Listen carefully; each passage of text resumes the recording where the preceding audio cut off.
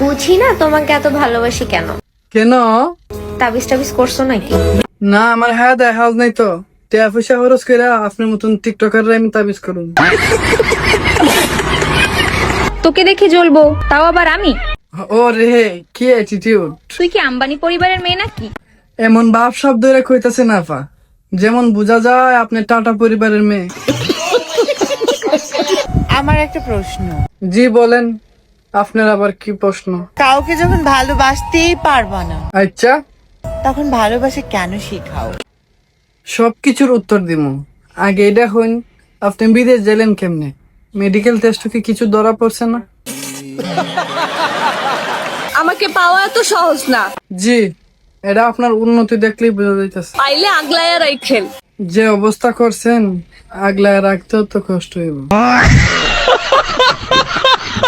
পাখির কোনো দোষ নাই, তাইলে কার দোষ? আসলে আমি আমার পাখিটাকে পোষ মানাইতে পারি নাই। এই ওয়েট ওয়েট ওয়েট, পুষ মানানি তো পরের কথা।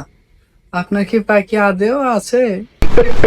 শহরের ভাই বেড়াদের উদ্দেশ্যে বলছি, জি জনি সাহেব, আপনি বলেন। গ্রামে আসবেন, এরকম মেলা উপভোগ করবেন। ধরেন করলাম।